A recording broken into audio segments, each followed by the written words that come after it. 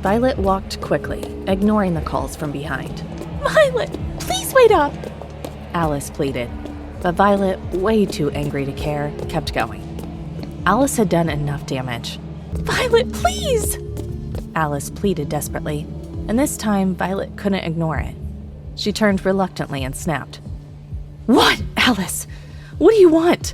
Haven't you done enough already? Or are there more of my secrets you want to spill to the whole school? Alice cringed, looking like a guilty puppy. I'm sorry, Violet. Well, sorry doesn't fix what's been done, Violet retorted.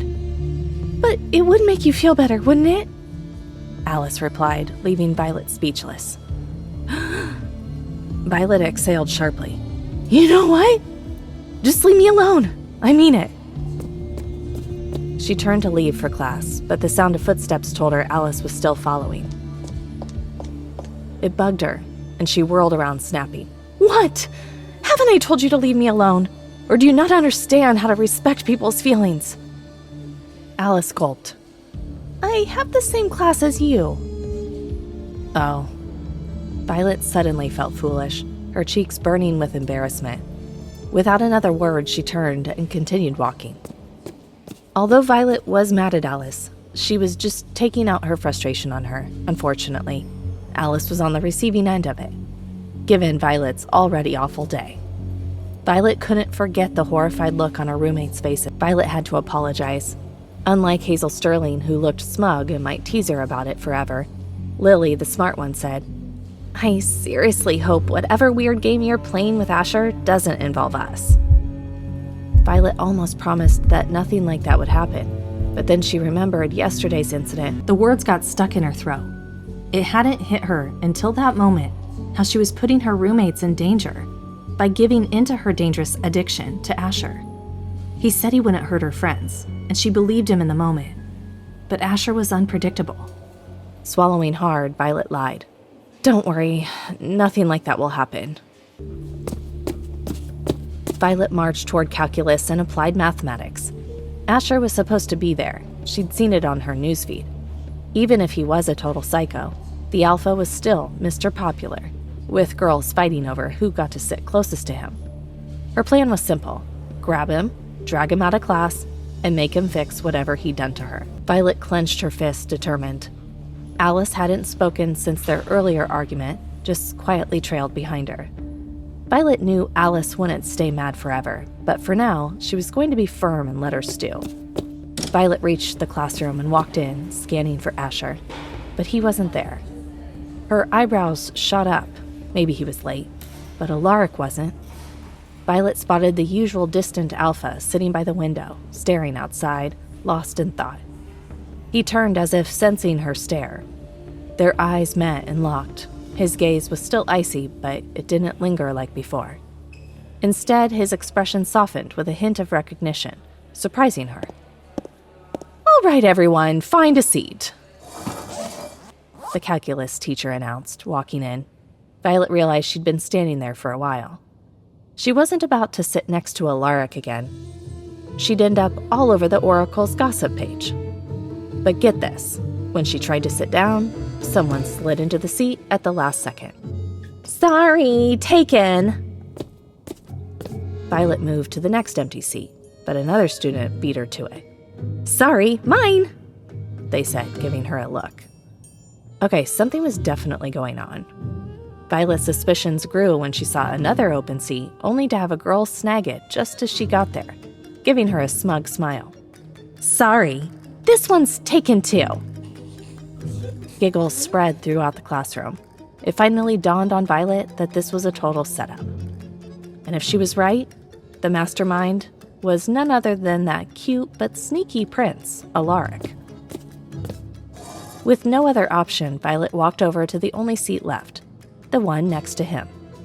She sat down without a word, determined not to let him get to her. Hello, Violet. Violet's head whipped around, eyebrows shooting up in disbelief. Alaric Storm, the notoriously icy lightning prince, was talking to her? For a second, she just sat there, stunned. Then, laying it on thick, she dramatically looked left, then right. as if searching for the real Violet he was talking to. Alaric, completely unfazed by her little performance, leaned closer. "You know you're the only Violet in this class, right?" A playful smirk tugged at Violet's lips. "Oh, wow, look who it is, the Icy Prince. Actually speaking to me. Should I feel special?" Alaric sighed, clearly regretting opening his mouth. "Ugh, you're being really dramatic." But Violet wasn't letting him off that easy. His annoyance only egged her on. "And so nice today, too, unlike yesterday, when he totally stole my thunder and took credit for all my hard work. How charming!"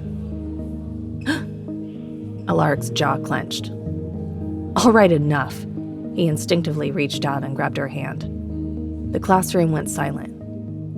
Alaric quickly let go, but seemed to relax when he glanced at his gloved hand. The black leather was still in place, protecting him, or rather, her. Violet caught the subtle twitch of his gloved hand before he placed it back on his lap. She didn't say a word, but the knowing look in her eyes said it all. The Icy Prince was afraid of his touch. Guess he can't control it after all.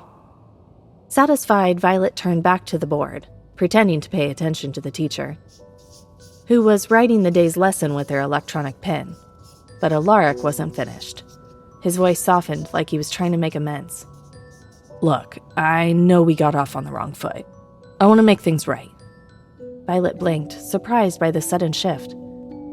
Before she could reply, he extended his hand, the black leather glove contrasting sharply with his pale skin. "My name is Alaric Storm," he said formally, blue eyes fixed on hers. "And you are?" The sincerity in his voice threw her. What game is he playing? She wondered. The Lightning Prince doesn't do small talk, especially not with humans. Her gut screamed trap. But Violet knew how to play the game. Sometimes the best way to handle an enemy was to get close. "Violet Purple," she said smoothly, shaking his hand. The instant their hands touched, a tiny spark of electricity zapped between them. What was that? Was Alaric trying to use his power now on her too? What was it with these freaking alphas? Violet gasped, pulling her hand back like she'd been burned. She was both shocked and literally electrified by his touch, and possibly what might be his power. Then she thought, maybe he's not knowingly using it on me because Alaric looked just as surprised. Glancing down at his gloves, his brows furrowed in thought as if questioning their effectiveness. "Well, Alaric Storm, that was shocking," she quipped, turning back to the board. Alaric didn't reply, his attention still fixed on his gloved hand. Whatever had just happened, it left him as unsettled as it had her. "Today we'll be diving into the concept of limits and how they're used to understand derivatives," Ruby, the teacher, announced. She underlined the word limits on the board with her electronic pen, and then displayed a smooth, parabolic graph. 2 points, A and B, were connected by a secant line. "This," she said, tapping the graph, "represents the position of an object over time. Think of point A as one specific moment, and point B as another moment close to it. The slope of this line gives us the average rate of change between the 2 points. Got it?" Violet wasn't a math whiz, but she wasn't terrible either. She needed to focus. But that's exactly when Alaric decided to strike up a conversation. "I heard you were saying Alaric's name in your sleep today." Violet stiffened. Of all the things he could have asked, that's what he chose. It was obvious he was just trying to get information out of her. Even after that awkward run-in with him and Griffin, he still didn't believe her. Turning with a sugary sweet smile, Violet replied, "Why? Jealous I wasn't saying your name?" She added, "Don't worry. Maybe I will someday if you're a good boy and stop bothering me." He shook his head. "You're unbelievable." "Yep, that's me," Violet said proudly. He'd already made his mind up about her, so arguing was pointless. "I just want to know if it's true," Alaric pressed. "Were you dreaming about him? What's really going on between you two? Was it just a normal dream, or did he, make you dream it?" Or was it all in your head? He bombarded her with questions. Back off, dude! Violet snapped, annoyed as heck that he was practically in her personal space. Plus, the class was in session. This was seriously not the time or place. Who knew how many gossipy classmates were listening in? Ahem. Miss Purple! Ruby suddenly called out, and Violet's head shot up. Yes? She stammered, her cheeks burning as the entire class turned to stare. Since you seem to know so much that you can chat while I'm teaching, why don't you solve this equation for us? Oh, great. If there was anything these Cardinal Alphas were good at, it was getting Violet into trouble, and now it had finally happened. She glared at Alaric with such intensity that you'd think she was the one with lightning powers. They'd obviously been talking, but the teacher had singled her out, because who would want to punish the Cardinal Alphas? Violet was so pissed. I asked you a question, Violet Purple, teacher repeated, arms crossed, looking stern. Violet blinked, her mind racing. She'd barely been paying attention, let alone to any equations.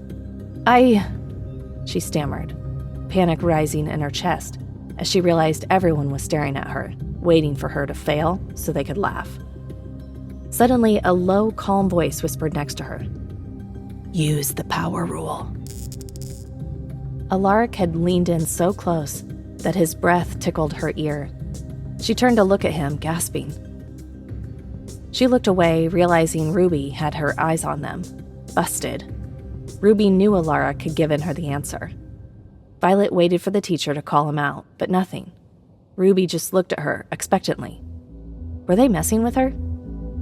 Don't say I didn't help, Alaric whispered, smug as a peacock. Violet's hands clenched under her desk. She hated this power play. His arrogance. She knew the answer now, but if she used it, Alaric would never let her live it down. I'm still waiting for that answer, Miss Violet Purple, teacher said, tilting her head. Gritting her teeth, Violet looked at the teacher and said loud and clear, I don't know. The room went silent. The teacher's eyebrows shot up in disbelief. You don't know? But I just saw.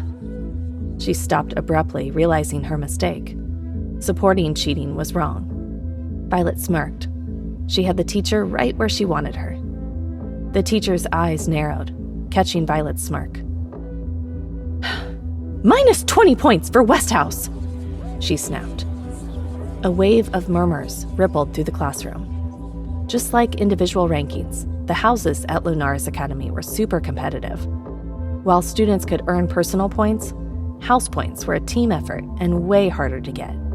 Westhouse usually dominated, thanks to Asher's strategies and his tight control over his crew. But Asher wasn't the only smart alpha in the school.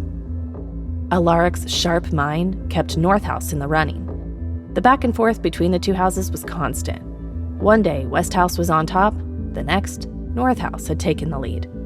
This rivalry created some serious bad blood, with each house determined to crush the other. Now, Violet had cost Westhouse big time. Immediately, annoyed whispers and hisses came from her housemates. Feeling their glares, Violet turned and shot daggers at Alaric, who'd painted a target on her back. When Ruby turned back to the lesson, Alaric leaned in, his voice low and disbelieving. I gave you the answer. Without looking at him, Violet hissed, I don't need your help. I can handle my problems. Alaric sat back, his usual cool demeanor replaced by something less sure. He studied her for a long moment, like he was trying to figure her out. You're too stubborn for your own good. While it's admirable, it's gonna land you in hot water at Lunaris Academy, Violet Purple. Allow me to worry about that, Violet retorted, turning her attention back to the board. End of discussion. She tried to focus on the lesson, but the teacher's monotonous voice just made her more annoyed. After their little showdown, a sudden dislike for the woman blossomed, making it impossible to concentrate. Violet yawned loudly, drawing a few glances, but she didn't care. Her eyes glazing over as the teacher scribbled on the board, But no, here she was, stuck in this mind-numbing class, each minute stretching out like an hour. 1 minute Violet was awake, the next she was out cold. A clean, sweet, and electrifying scent drifted into her nose, pulling her deeply into a hazy half-sleep. She moaned softly, instinctively leaning toward the source, craving more of the intoxicating fragrance. It felt like pure energy, like life itself. She was pressed against something firm but soft, the warmth and comfort making her want to stay there forever. "Are you going to sleep forever?" A deep voice murmured in her ear, cutting through her dreamlike state. It sounded strangely familiar. Violet's eyes fluttered open. The first thing she saw was pale skin. Then, as her vision cleared, the icy, intense stare of Alaric Storm. His raised eyebrow and faint smirk made her heart sink. Oh, great. Hey amazing viewers, it's Voilette here. Thanks for sticking with us. By the time of the release of this video, only 7.3% of our viewers have joined the party by subscribing, and 92.7% of you might miss out on our next mind-blowing video. So what are you waiting for? Hit that subscribe button and join the exclusive club.